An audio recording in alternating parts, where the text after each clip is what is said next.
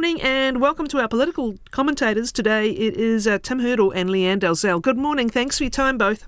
Good morning. Good morning, Kathryn. Lianne is a life member of the Labour Party and a former MP and Cabinet Minister. She ran as an independent for Christchurch's mayoralty in 2013, was the city's mayor for 3 terms. She writes a regular column for newsroom.co.nz.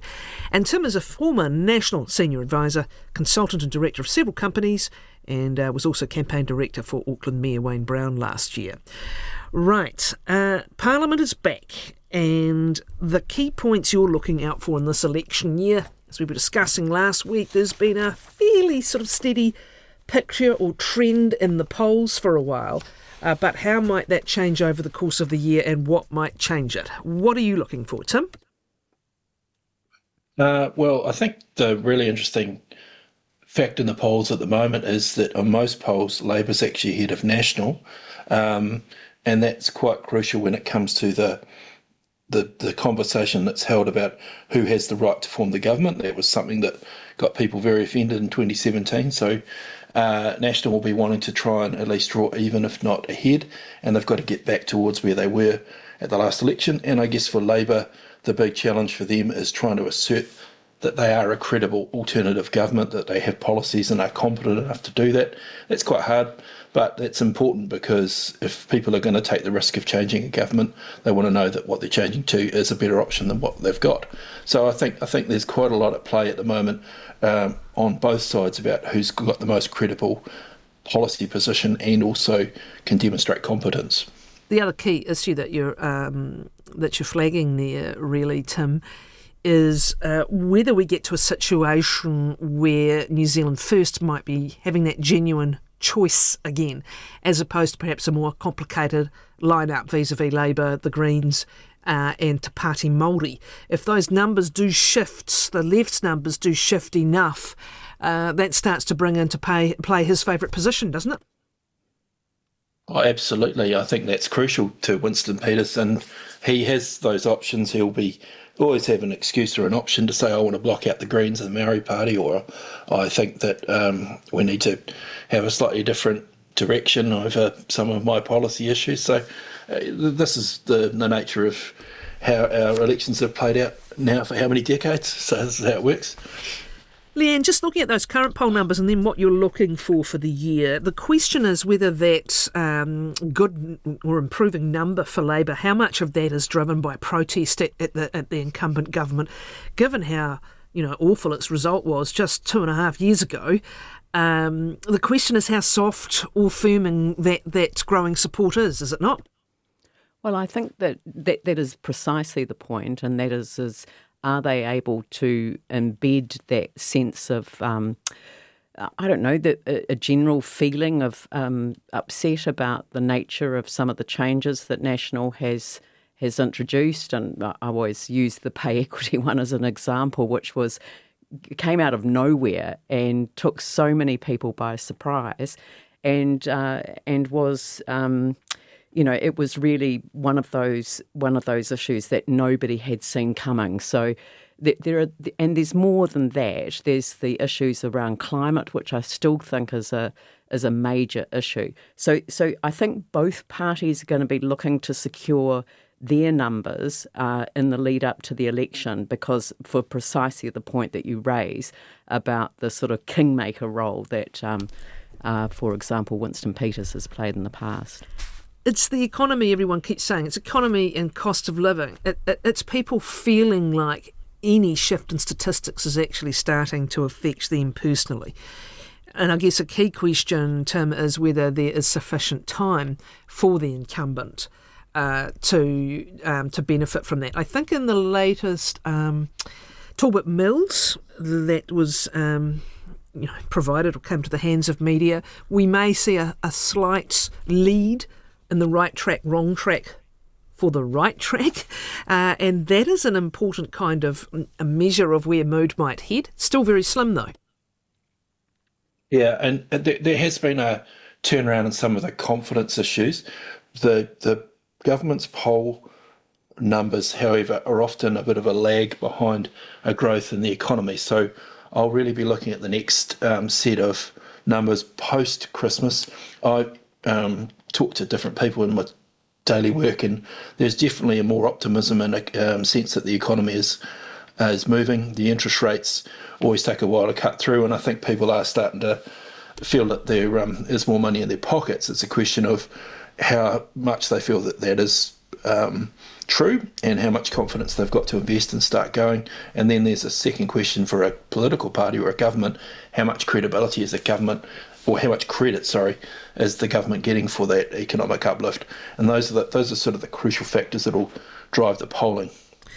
All right, let's have a look. You mentioned the climate issue, Lianne, brought into such stark relief again with the awful tragedy at Mount Maunganui, but other events as well. And while Parliament was last week debating whether they can even talk about this, we're going to talk about this. It's the human toll of awful events like this. It's also the rapidly growing reality that these events, in terms of cost to property and in terms of economic impacts, are kind of here to stay. Certainly the last 3 years are starting to show a pattern. How much do you think might this increasingly come on the agenda of issues that people are focused on in the election, and particularly when it comes to who should pay and who should help out? Well, this is a very serious issue, and that's why I've called for an independent public inquiry. There have been a number of proposals that have been floated around, different inquiries. I think the council itself is proceeding with a review. The government is waiting for advice from its newly appointed minister in relation to an independent government inquiry. I think that it is absolutely vital that we get to the bottom of all of the issues, because what I'm finding very frustrating is to look at the polarisation that we see in so much political discourse playing out in a field where we really do need to know what the evidence says. What is it? I mean, the thing that surprised me about Mount Maunganui, and I'd be interested in whether Tim shares this view, but I was not personally aware that there were more deaths in New Zealand as a result of landslides than there were of all the other ecological events combined. And that surprised me. So why don't we know more about landslides? I'm sure that everyone who's stayed at that camping ground at the base of Mount Maunganui has done so in the belief that we wouldn't be allowed to be here if it wasn't safe. Tim, that whole issue of hazard maps, who's required to provide them and what response they need, again, is this an issue that's that potentially is going to begin to climb up people's lists of concerns? I think it will. Just picking up on Leanne's point, though, it does concern me in New Zealand how much we have a she'll be right attitude. I mean, we saw that with White Island, where people were putting themselves in a situation on the assumption that everything would be considered, and the subsequent inquiries found that probably they shouldn't have been there. And this is the circumstance of why Leanne's right, that an independent inquiry is really important to sort of try and build the evidence base, the fact base, and see if there's systematic things that we should be applying. Talked about the cost of events. We have got these flood events, but increasingly we've allowed people to build on floodplains. There's areas near me where I go, well, you're literally building that to some map that's on a theoretical model about where the floodplain would be, but it's pretty obvious from the topography and the geology that a big rain event will have an impact there. And I do wonder about New Zealand if we haven't really recognised the fact we live in a very wet country with a lot of quite soft soils that move around, and perhaps need to think about how do we harden our country up at a strategic level, rather than thinking about it as a response to events that come along, which seem to be, as you say, far too often. AA's move in Westport, which again has particular issues, but it is hardly the only place in the country where the insurers are saying we're either hiking premiums, having exclusions, or in this instance we're not taking on new business. Temporarily in AA's case, as it seems to be looking for more protections to be built in. But Lianne, again, is it finally getting through, do you think, or will it increasingly get through? These impacts are now. I've been writing a bit about this subject actually really for the last couple of years, 3 years, since the 2023 severe weather events up in the North Island. There were multiple reviews, multiple. I mean, I read about 30, and I'm told that there are at least double that again of reviews that were undertaken. Well, where is the joined up review that actually analyses all the issues that need to be addressed? And one of the ideas that was fed back to me by somebody who read my column was, why doesn't New Zealand have a standing commission of inquiry into adverse events? That way, I mean, this morning I woke up to, the Transport Accident Investigation Commission calling for evidence from people who'd seen the events out in Banks Peninsula with the sinking of a boat out there, and I go, well, yeah, actually they do have it for transport, and that's because we have international obligations with relation to this. Why don't we have the same sort of approach for these severe weather events, for disasters, be they natural or man-made? Well, there's no such thing as a natural disaster. In fact, it's about the vulnerability that people have when they're exposed to certain adverse events. So these are the sorts of things that I think that we could do on a cross-party basis. There's an emergency management bill before Parliament at the moment.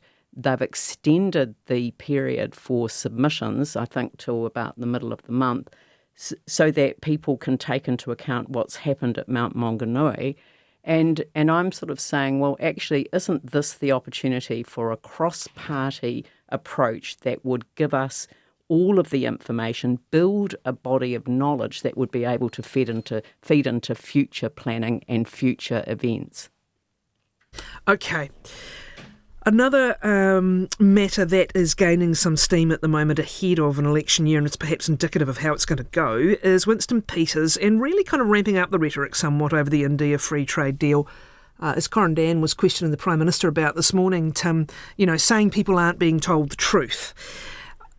Is this, again, just perhaps a start of the differentiation, and perhaps the New Zealand First leader settling on what's going to be a key issue ahead of the campaign? And how much friction is there with the fact he's still in this government and is Foreign Minister? Yeah, and I think that's the real confusion, is the guy who's technically in charge of the Foreign Affairs and Trade Department saying that people aren't being told the truth. Well, that kind of really causes people to sit back and wonder what's going on.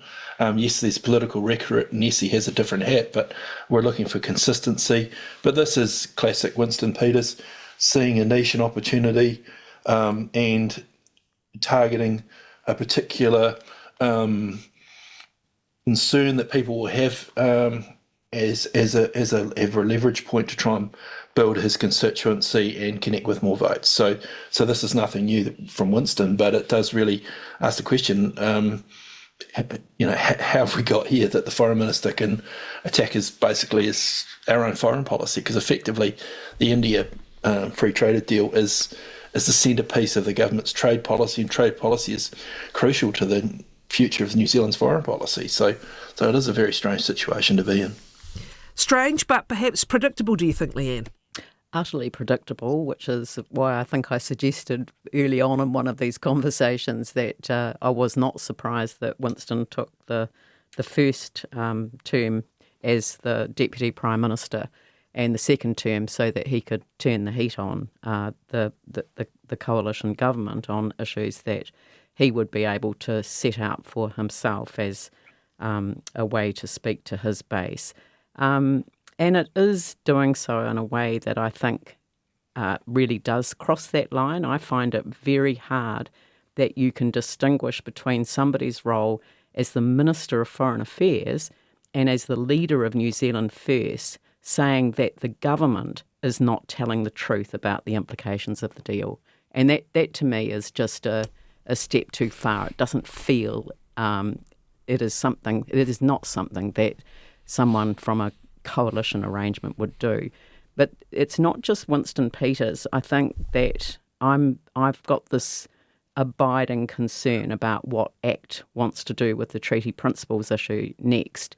And I don't know whether they are going to try for a referendum, but even the Prime Minister has acknowledged the impact that the bill that the ACT Party had introduced as part of their coalition agreement just to the committee stages, just to the select committee.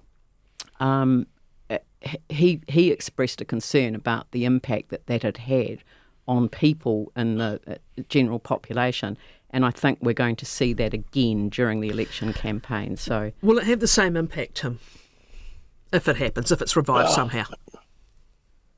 I think that ship's kind of sailed.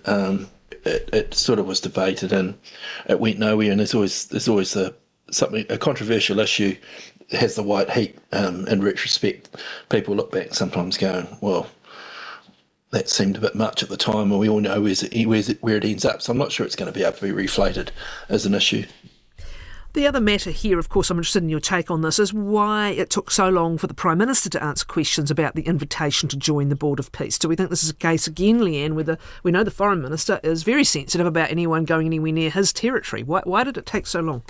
Well, I presume that is the reason for it, which does seem kind of ironic. But I just think that there is, a concern generally at the moment that there is a blanket of fear that sits over, I guess, what Carney called the sort of the middle powers across the world, seemingly unwilling to speak out against anything that the President of the United States says or does. And when the Board of Peace project was actually discussed at the United Nations, it was in specific relation to Gaza. This has now turned into, well, we could take on really the issues that the United Nations was set up to address. So it's gone way beyond what was first proposed, and I don't know. I'm so frustrated with the lack of ability to have an intelligent conversation about what's happening with the United States administration and the impact that it's having on countries like ours. Is that small target strategy the right one, Tim? I think Phil Goff is doing quite a bit of the sort of critiquing and the criticising that Lianne is talking about. But he is no longer in government. And is the small target strategy the right one for the government? I think it is. It's fairly pragmatic. It's interesting also with the reality of Trump makes these pronouncements. They goes out hard. I mean, look at Greenland, where we're going to have tariffs on what is it, French champagne in England, and everybody's going to get hammered, and then gets digested and he backs off. It's like quite often it's a big noise and then it sort of backs off. I guess the judgment is, why would we get in his face about that early when we can see where it plays out? And then, I mean, that's where that Board of Peace thing, I think everybody saw it and said, well, not going anywhere, but no hurry to tell him that. And sure enough, it's quietly just playing out as you'd expect. So yes, I know it's not leading the world and telling us what to do, but it's a fairly pragmatic situation considering what a small country are and how much leverage we have in the world. Interesting example of bipartisanship in this case with what was a members' bill to end or to bring in a modern slavery law. I think a bit of cooperation between National and Labour saw it avoid the so-called biscuit tin. We don't see this too often, Lianne. There have been some examples in the past. Do you welcome this level of bipartisanship anyway? I do indeed, and it came about because, as I understand it, the government would have been prepared to introduce it as a government bill, but was prevented from doing so by its coalition partner that holds the portfolio, which is the ACT Party, and Brooke Van Velden, who basically indicated that this wasn't part of her particular interest in relation to employment relations. And, given her role in the pay equity debate again, it's probably not surprising. But I think this is an excellent approach and we need a lot more of it. And as I've said in relation to the concept of the independent inquiry, make that non-partisan as well when it comes to things like, disaster risk reduction, planning for the future, those sorts of things. We really want to have as much alignment across party lines as possible. I mean, it's interesting that this is happening at that sort of backbencher level in some ways, Tim, and perhaps there's room for more cooperation there. That was where the so-called anti-smacking law, to use its very short form, was negotiated as well by Sue Bradford back in the day, one of her 3 members' bills that she had passed. But National may well need Labour, will need Labour again to get its free trade deal through the Parliament. Yeah, and I think that's important. I'm getting sick of hearing this phrase, the MMP environment, given we've had it for 30 years. But, we've never really thought in New Zealand that a grand coalition or anything like that, which happens in other MMP systems, has been viable. But it's important to see that, given we are moving into smaller parties, it's not just 2 National Labour poles. We've got a more coalition style of government on both sides of the fence, that the middle parties can actually coalesce around an issue and deliver a solution which is probably 80% of the public would be in favour of that issue. So it's good to see that we're actually seeing the maturity to come together and deliver some outcomes that are really successful and drive the issue forward. Judith Collins' retirement really from Parliament expected around mid-year. We don't have time to go through her storied career and ups and downs and so forth, but she has certainly been regarded as a solid pair of hands throughout this particular term of government. Your reflections on her legacy, Lianne? Well, I think that she's, played a significant role politically. I mean, her politics and my politics aren't the same, but you can respect a woman who's taken up a leadership role within her political party, and she will be remembered for things, like and I know Crusher Collins is sort of an expression, but I know that she actually likes that expression. But the focus on the boy races, him coming from Christchurch, I have to say that there was a lot of empathy with the way that she sought to address that issue. I may or may not agree with any particular approach that she's taken, but I do respect the fact that she's stood up for what she believed in and done a good job. And I wish her well at the Law Commission. I was the minister responsible for the Law Commission at one point, and had the opportunity of referring the Sale of Liquor Act to actually Sir Geoffrey Palmer, who was... I read that report many times. The report is outstanding. Yeah. And people could have said, well, why would you refer that to him when he was the minister responsible for some of the legislative changes to the Sale of Liquor Act that came in when Labour was back in government, when he was the Deputy Prime Minister.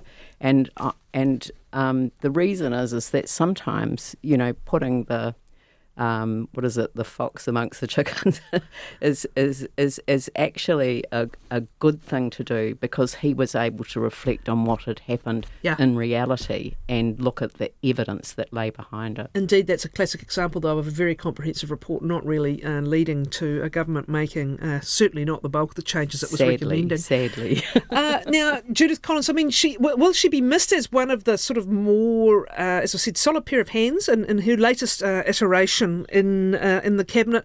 Or, Tim, is this more an opportunity, in fact, for some of that talent below that's itching to get its hands on some juicy portfolios and perhaps into cabinet, an opportunity for them?